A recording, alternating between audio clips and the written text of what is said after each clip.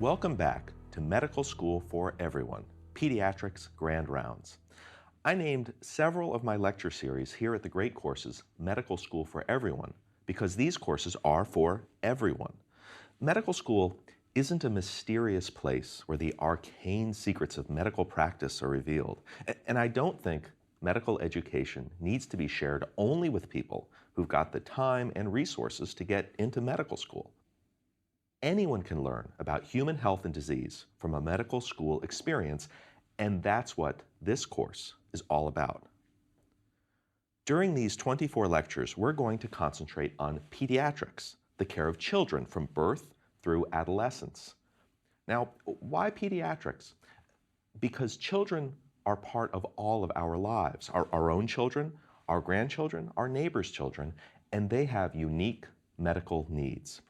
The evaluation and management of pediatric problems is often complicated by difficult communication. Anyone who's tried to have a conversation with a 2-year-old quickly realizes that sharing just the facts isn't really on their agenda. Children are also, both literally and figuratively, moving targets. Physically, they squirm and wiggle and cry, making examinations challenging. But mentally, too, they are developing and changing and maturing, and every age can present new diagnostic challenges. You might think that the care of children could be simpler than that of adults. Their bodies are young and strong, and they don't typically have a long list of problems the way many adults do. But think back to a few hundred years ago, when infant and child mortality was much, much higher.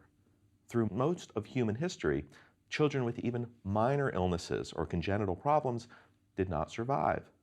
Now we have vastly improved nutrition, sanitation, vaccinations, and technology to help prevent, diagnose, and cure many illnesses. But that means that many more medically fragile children survive, and they need our help to stay healthy and reach their maximum potential. Today, we're working together in a pediatric office, seeing scheduled patients. You're the medical student, I'm your mentor, and we're going to focus on one Grand Rounds patient today, Jenna, a 14-year-old girl with abdominal pain.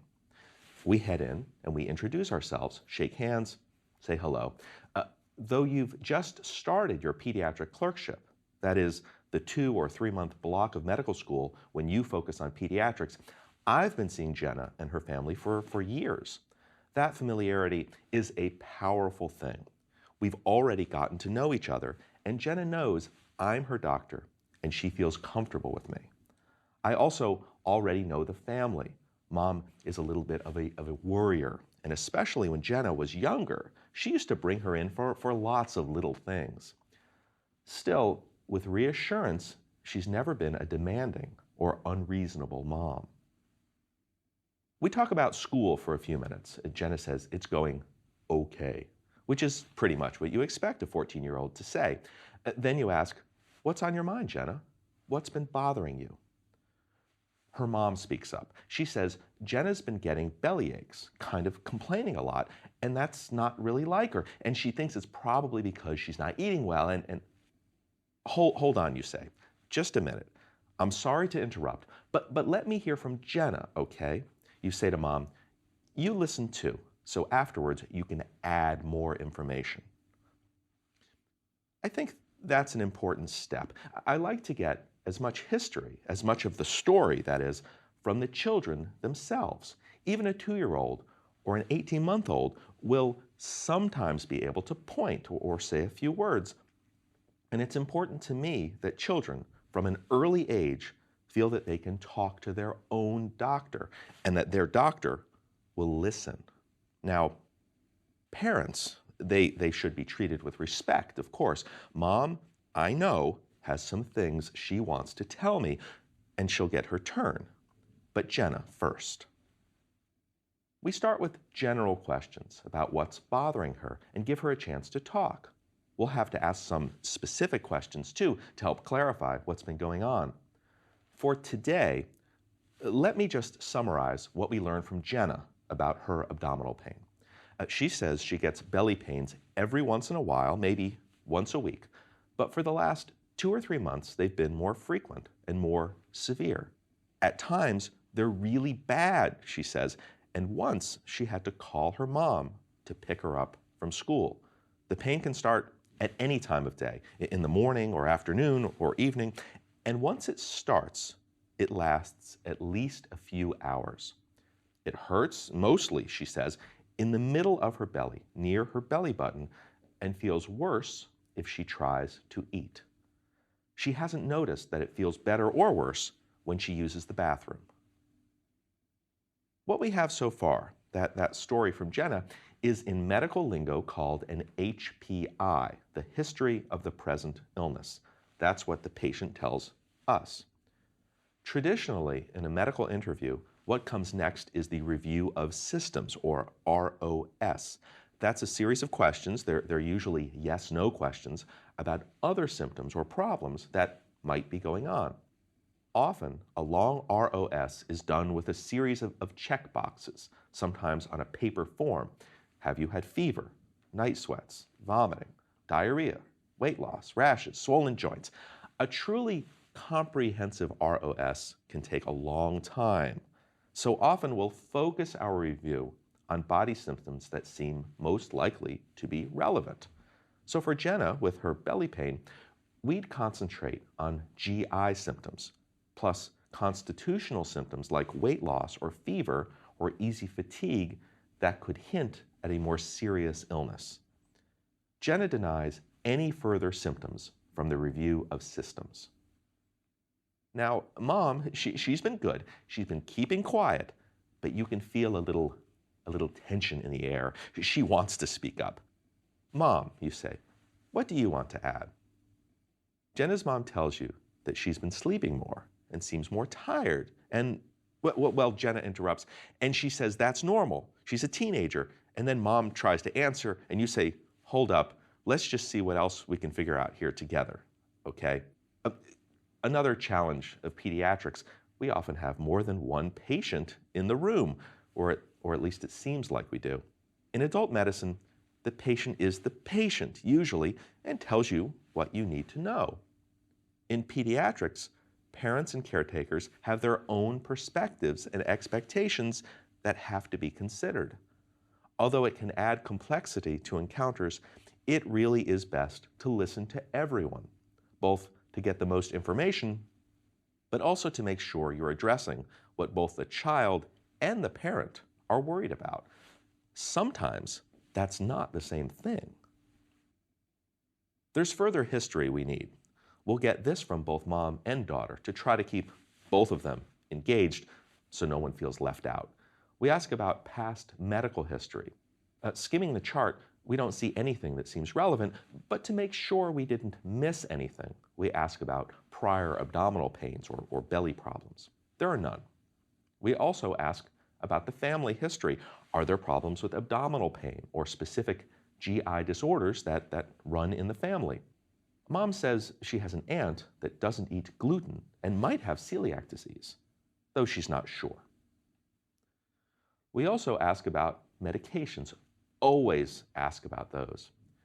Patients will often see multiple providers, people at urgent care centers or specialists, and we don't necessarily know what medications have been prescribed.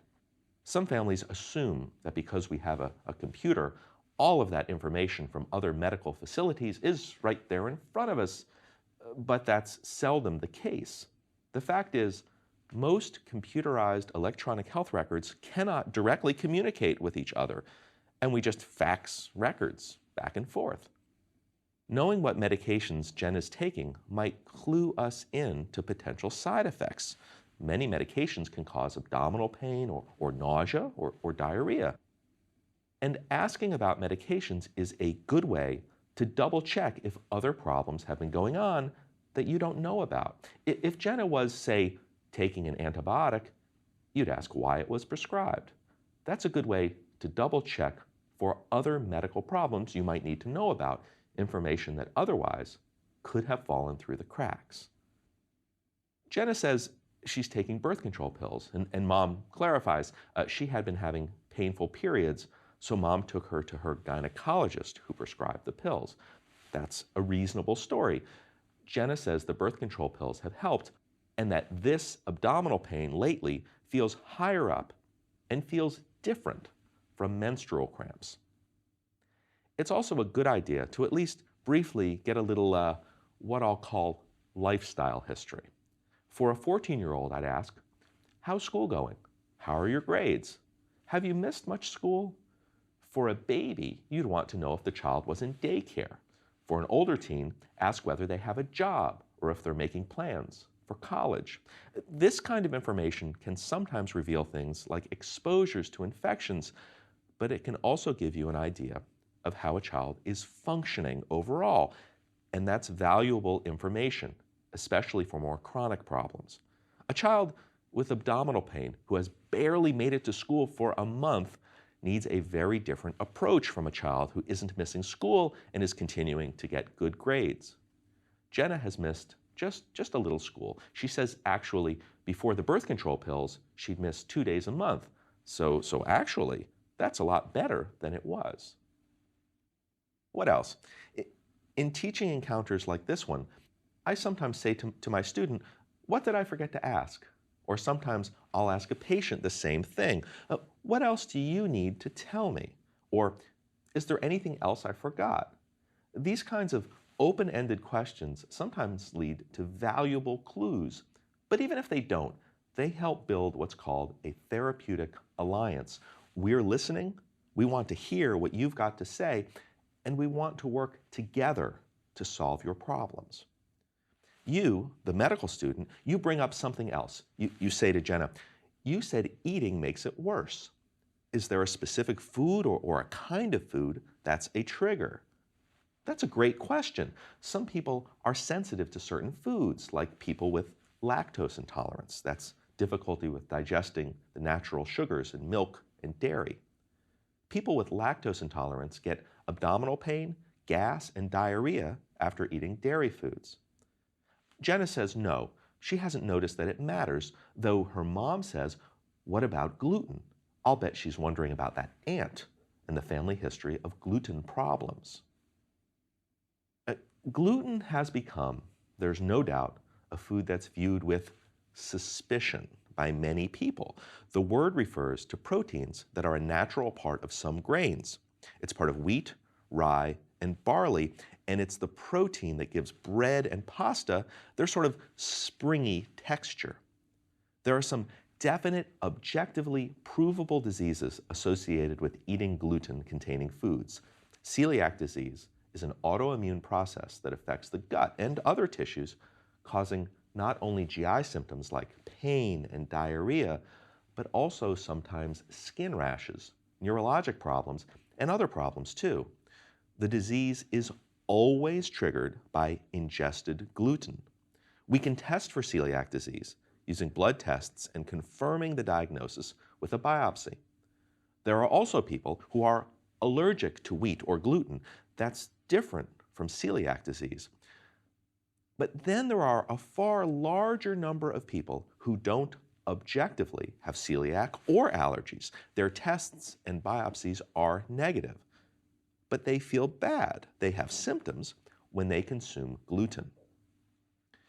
This condition has been known as non-celiac gluten sensitivity.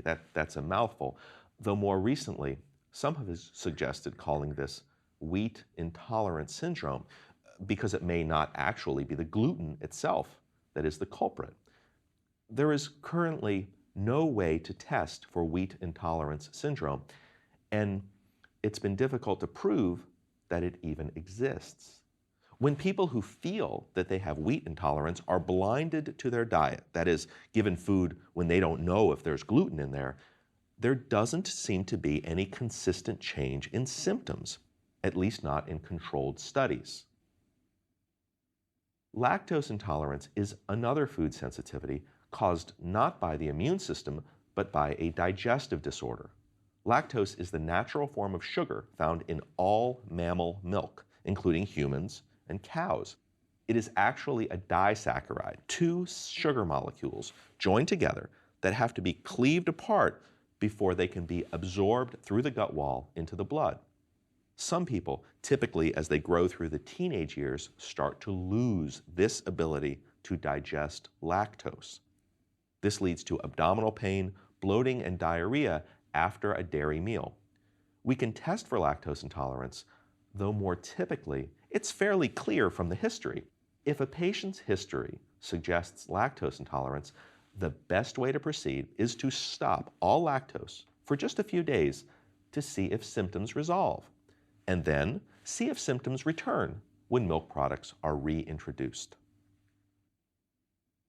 In any case, Jenna doesn't recall any specific foods as being a trigger, but one of our suggestions going forward will be for her to keep a log, what she's eating, when the pain occurs, and what other things are going on that could either aggravate or alleviate her pain.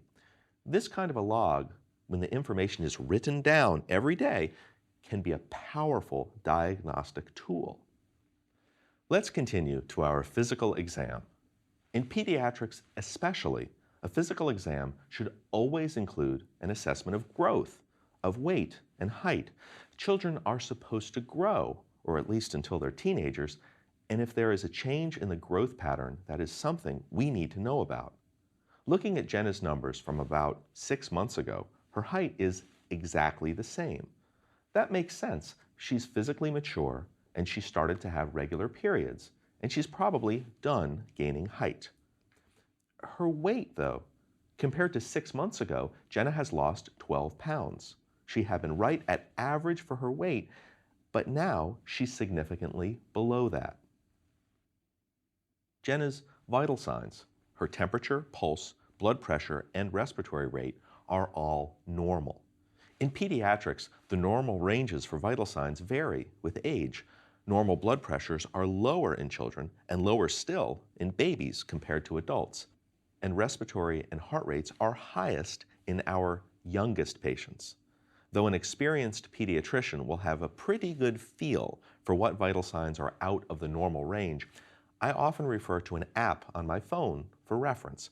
No one can really memorize all of those numbers for every age. You find some small ulcers on Jenna's gums, what she calls canker sores, but Mom says those she thinks have been caused by her braces. That's what the orthodontist told them. Jenna's heart and lung exams are normal, and her belly exam is normal too. She's not tender, and she's not in any pain right now. Let's do a quick mental review here and create what's called a problem list. This is a list of the medical problems on a specific patient that have come to your attention, either from the history or the physical exam. We could also include any abnormalities we find in lab tests, x-rays, or other data. For Jenna, I'd list her problems like this. Number 1, abdominal pain. Number 2, weight loss. And number 3, mouth sores, which maybe have been caused by her braces. What we need to try to do next is move to a diagnosis, or at least a group of likely diagnoses, which we can then confirm or narrow down with further questions or tests. This case isn't a particularly easy one because there are so many causes of these types of symptoms. Still, I think if we stay organized, we'll be able to focus our investigation. Let's start by thinking about just the abdominal pain, the main symptom, and what Jenna was worried about. Belly pain in children is very common. There are many acute causes like appendicitis or a so-called tummy bug kind of infection that also usually causes vomiting or diarrhea. Strep throat and influenza can also cause acute abdominal pain. But Jenna's pain has been coming and going for a long time, so we're going to focus more on recurrent or chronic belly pain rather than these acute issues. Sometimes the location of a symptom can be a very helpful hint. Jenna's pain is right in the middle, over her belly button. That doesn't fit well with, say, gastroesophageal reflux disease, which causes heartburn-type pain more in the chest or the upper abdomen. The pain of a gastric ulcer is more typically up high there, too. Gallbladder pain is in the upper right of the belly, and the pain of kidney stones is more typically on the flank. Jenna's pain right in the middle fits with a process within the abdomen itself. The most common cause, by far, of chronic abdominal pain right in the middle is what's known as functional abdominal pain, or irritable bowel syndrome. This is a very common disorder that causes chronic or recurrent abdominal pain, sometimes along with either nausea, vomiting, or diarrhea. Though the pain of IBS can be very difficult to suffer through, even with an invasive workup, including biopsies, no physical findings are found to explain the diagnosis. It's called functional abdominal pain because the tissues themselves are fine. There's no damage or inflammation, but the functioning of the organs causes pain. Children and adults with IBS often have other so-called visceral hypersensitivity syndromes, like recurrent chest pain or palpitations or headaches. But no matter how many tests you do, you cannot find any objectively abnormal results. That is not to say, though, that the pain in IBS is not real. These kids suffer, and the pain really hurts. There are often many school absences, too. Some studies have showed that children with irritable bowel syndrome, this functional pain, miss more school than children who objectively have more serious illnesses, including cancer or arthritis. Now, Jenna hasn't missed much school at all. I'm not sure we should try to conclude from that alone what her diagnosis is, but it is interesting. Stress is certainly a big factor in IBS and similar functional disorders. That doesn't mean that stress is the only trigger. Make things worse. There's a tendency in medicine to try to separate out psychological from so-called real disorders, or use labels like organic versus non-organic disease to distinguish between symptoms that are psychological versus physical in nature. In truth, that is a false dichotomy. Migraines are very real, for instance, even though stress makes them worse. The same is true for chronic recurrent abdominal pain. Stress reduction can help, but rarely cures these kinds of disorders. Irritable bowel syndrome, IBS, is very common. In contrast, there's another group of disorders with a similar abbreviation, IBD, which stands for inflammatory bowel disease. This is much less common, but medically, inflammatory bowel disease is far more likely to lead to serious complications. IBD is characterized by inflammation in the gut wall, causing pain and diarrhea. In some cases, the inflammation is so bad that portions of the gut have to be surgically removed. Ulcerative colitis and Crohn's disease are two examples of inflammatory bowel disorders.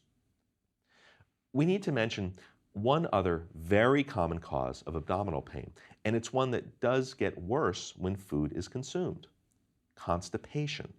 Not all teenagers are going to tell you the details you expect to confirm this diagnosis. Jenna denied constipation, and since she's slender, we would have felt excessive stool in her belly if it were present. I don't think we can discount constipation entirely, but given what we know, it doesn't seem very likely. Okay, we've covered some of the most common causes of abdominal pain. Let's think next about the other major item on the problem list, the weight loss. We'll come up with a list of causes and see if anything is on both the belly pain and the weight loss lists. In general terms, weight loss will occur when the body isn't absorbing sufficient nutrition from food to meet metabolic needs. Perhaps there isn't enough food being eaten.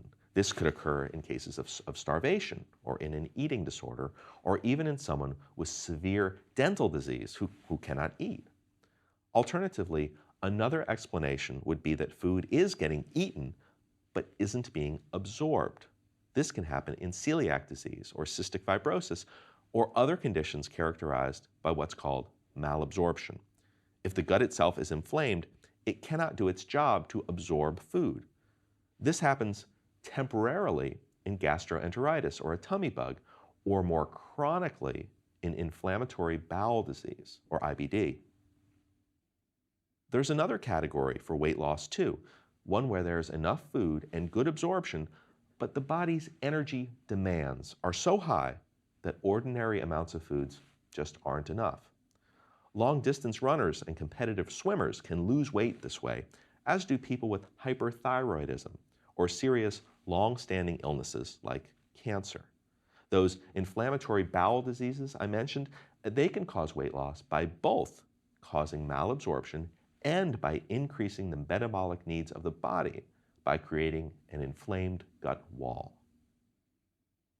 Jenna's a 14-year-old girl, and her age and gender put her in a high-risk category for an eating disorder. These are usually teenagers who develop a distorted body image and refuse to eat more than a very small amount of food because they think they're unhealthy or unattractive. Other kinds of eating disorders involve binging and purging or forcing oneself to vomit. Though they're more common in girls, boys can get eating disorders too. There's no history to suggest vomiting or food restriction. In fact, Mom says that despite the abdominal pain, Jenna has been eating well. Hearing that makes you wonder, if she's eating well, what's happening to the calories? Why has she lost so much weight? There was one other item on the problem list. Maybe you thought it was minor and already had a good explanation. Those canker sores, which we call aphthous stomatitis. Though they can be caused by irritation from braces or whitening toothpastes, they sometimes happen for no reason we can discern. Or sometimes they're associated with a form of inflammatory bowel disease called Crohn's disease. That diagnosis, it keeps popping up, doesn't it? It would explain the abdominal pain, the weight loss, and the mouth sores. You think to yourself, I don't like where this diagnostic train is heading. There's another challenge in practicing pediatrics, one I haven't mentioned yet, but it has to do a lot with Jenna's case. I'll call it the needles and haystacks problem.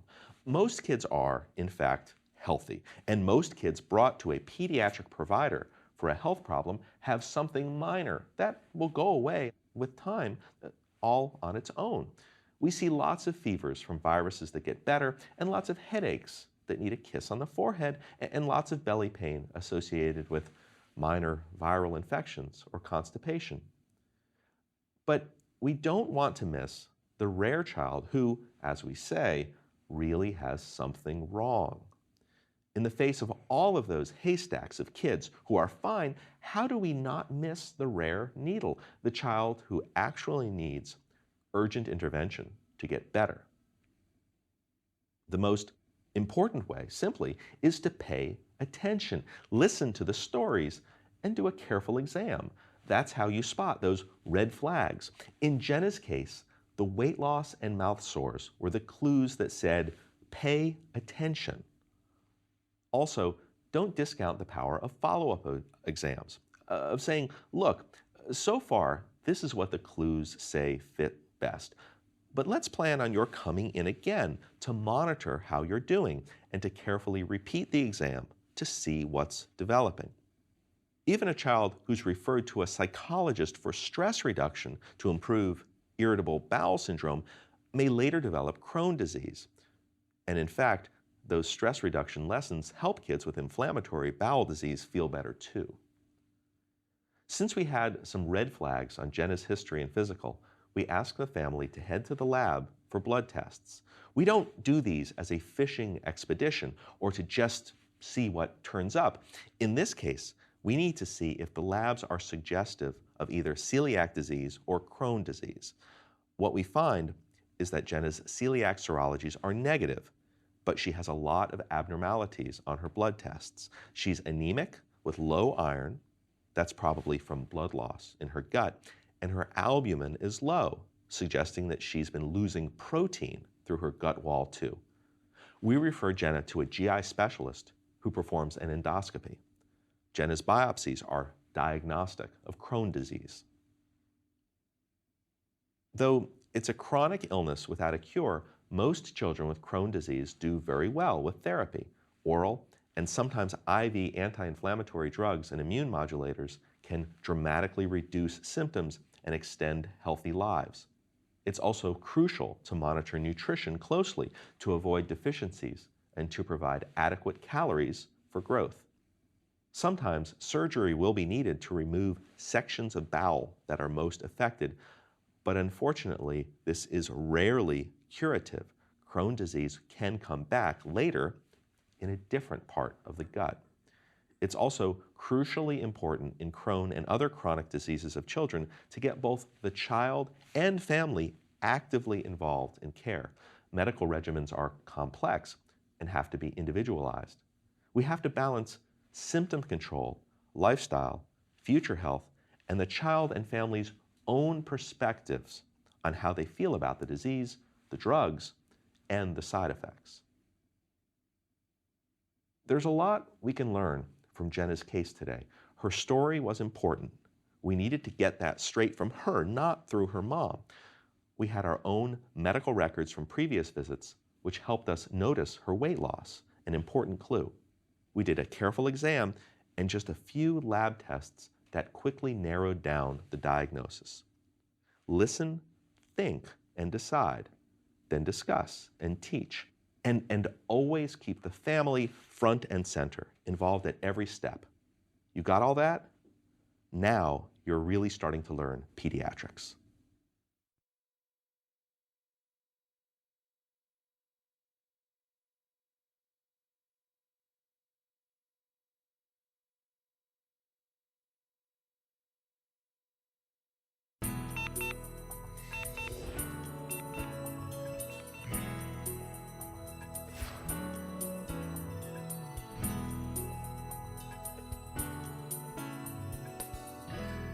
Here's a common scenario. Your 18-month-old is acting fussy, maybe with a little fever. After a few days, you bring him to his doctor, who peeks in his ear. Yep, the doctor says, that's an ear infection. One course of antibiotics later, and Junior is back to his happy self. Simple, right? But it turns out that this quick scenario hides a lot of important decisions. In this lecture, we're going to concentrate on one of the most common medical problems diagnosed by pediatricians, family medicine docs, emergency physicians, and anyone else who provides medical care for kids, the simple ear infection. A simple problem, maybe, but there's a lot to learn about the best way to take care of it. Our first patient today is May.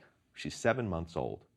Mom and Dad have brought her in because she's had cold symptoms for a few days, and last night she woke up several times screaming.